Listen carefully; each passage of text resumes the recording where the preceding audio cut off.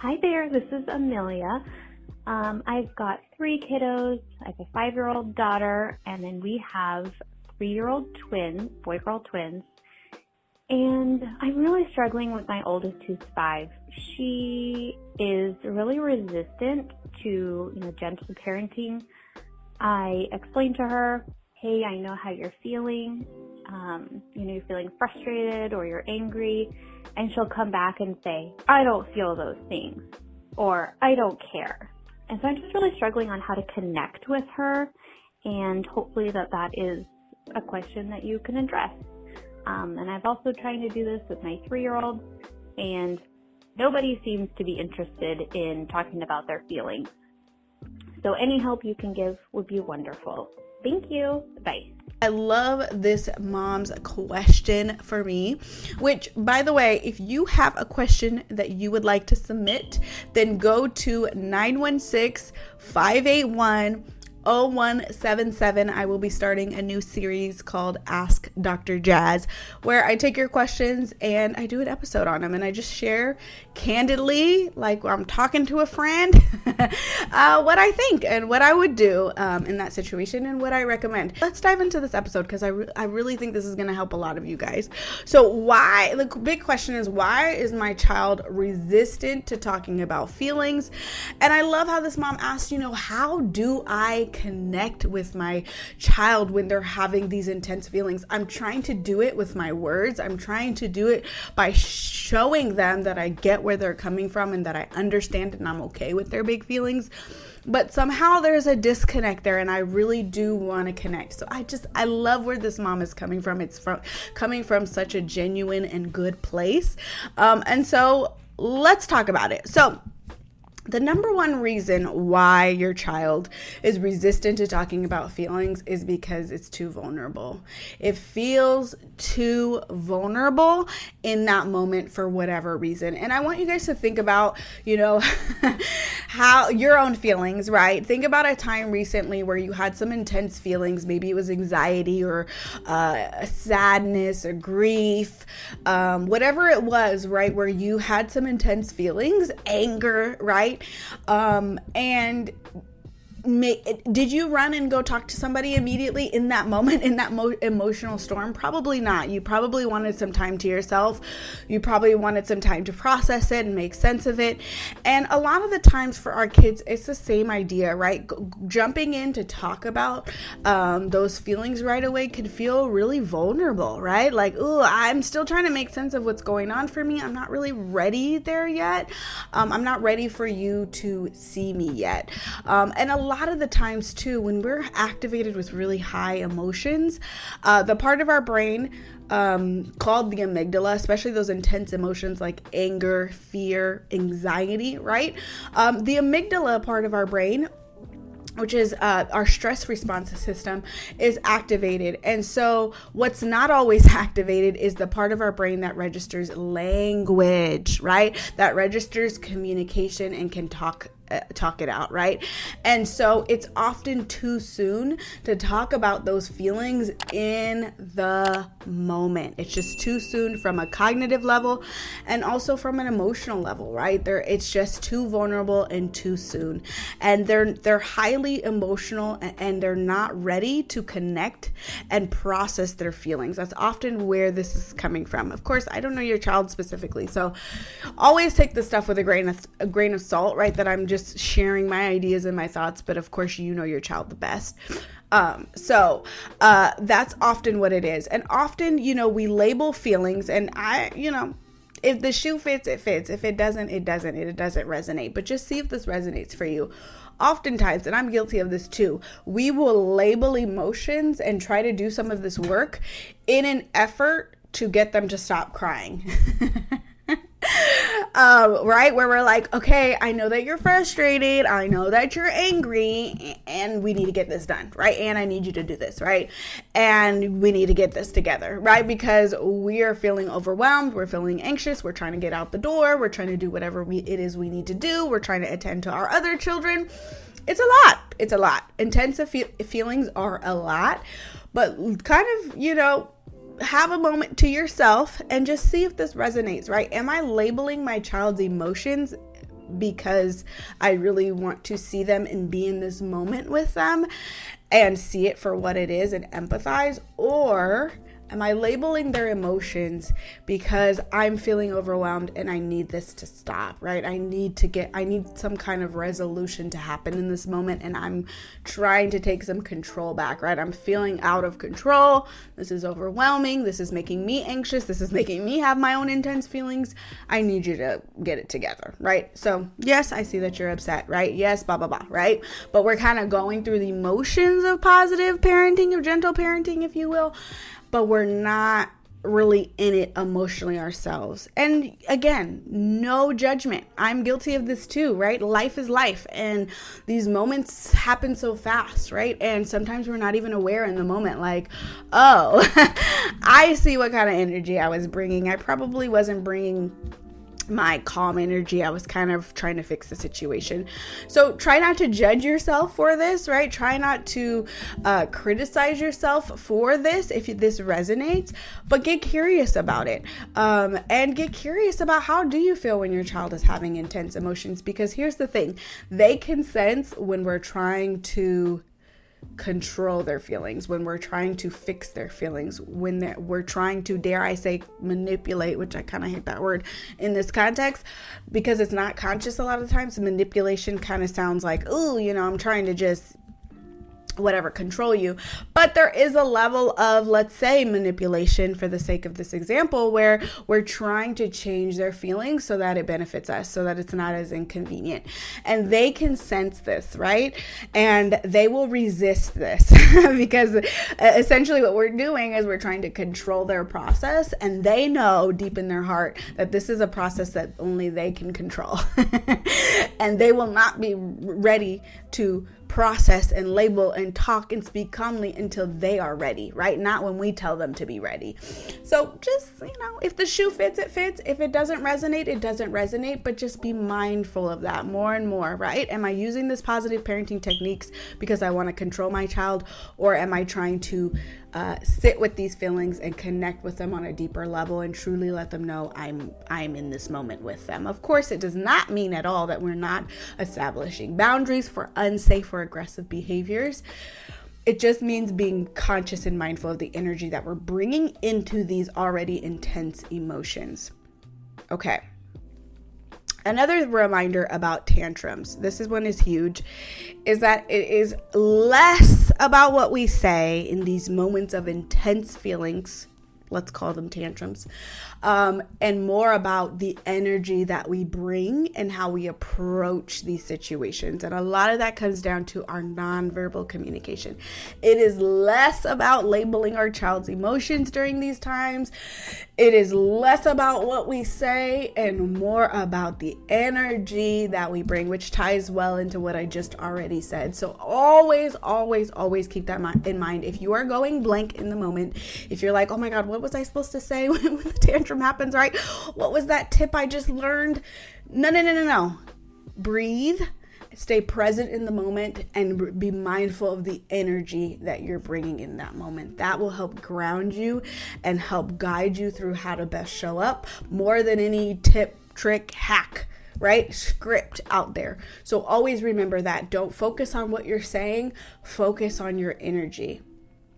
One quick, let's say, hack that I use is that I will tell my daughters, let it out. Let it out. Now, this is something that I am saying, but really this is something that I'm saying for myself so that I can remind myself all feelings are okay and I don't need to control this process. It is healthy that they are letting their emotions out and expressing them with me. And if I can create a safe space for them to express their emotions, it's just going to enhance our relationship, and it's going to make it more likely that they're able to actually process what's going on for them, right? Because if our child feels like we are trying to control them, we're unhappy with the way that they're expressing themselves in that moment, it's going to add more stress to their plate. Now they have to deal with not only whatever set them off in the first place, but now, oh my gosh, my parent is disapproving of me.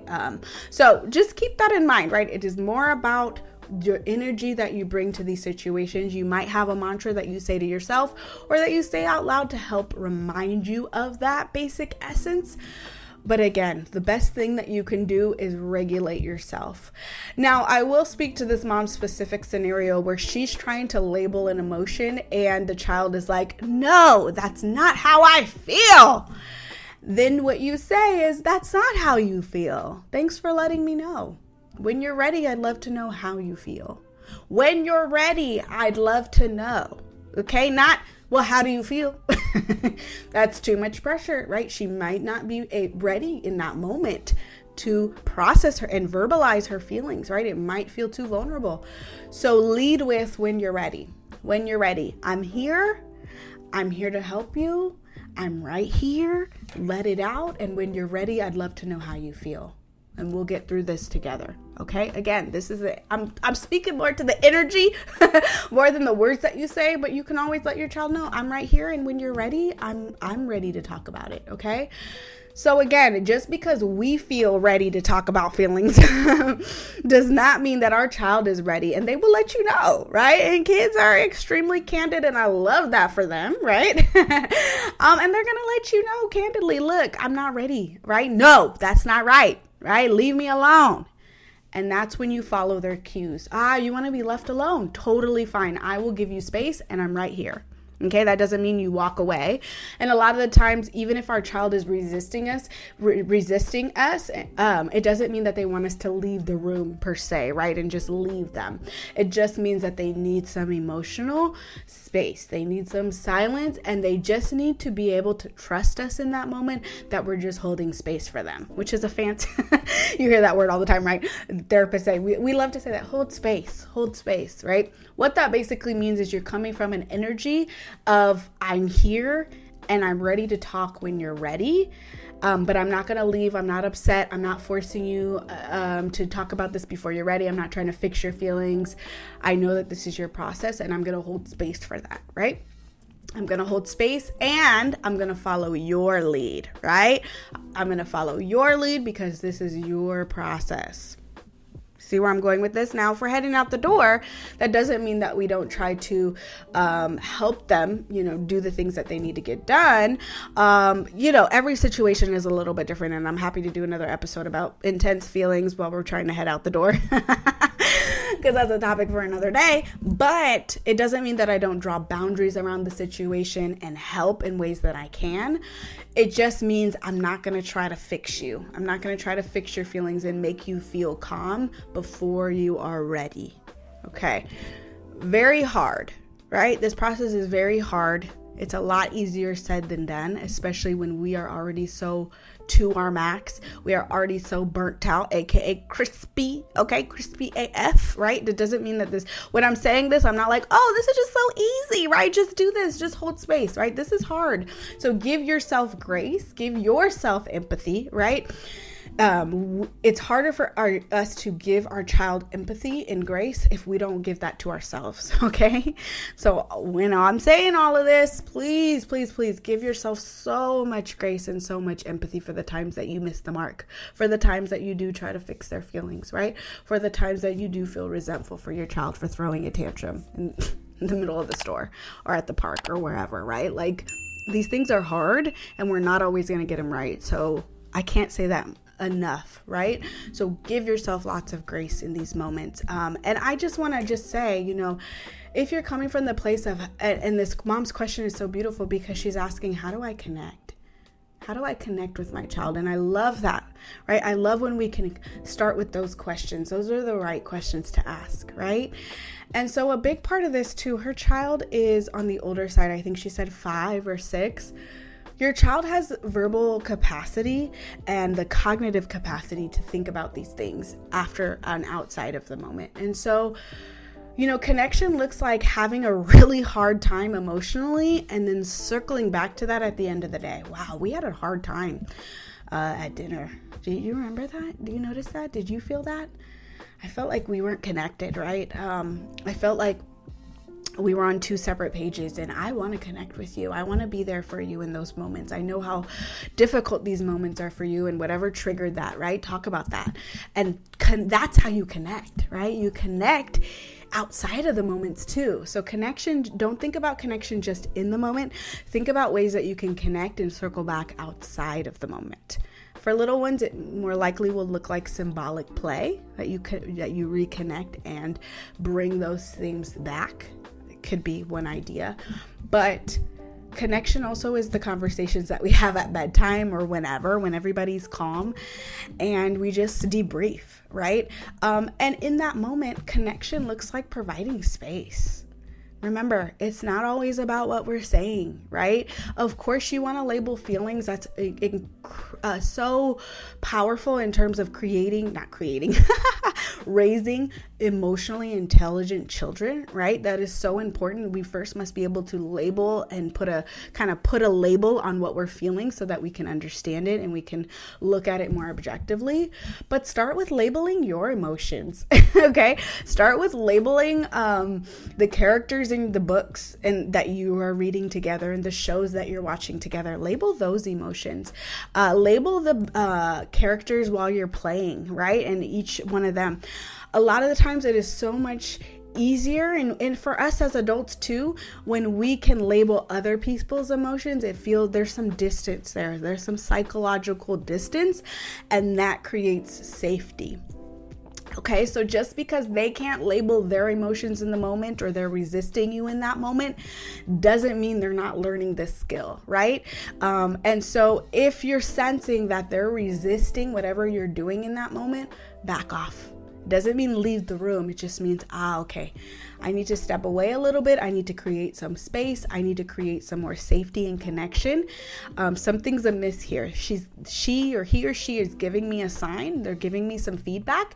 So I'm going to take that in, but I don't need to fix it right away. I don't need to find a solution right away. This is not an emergency, right?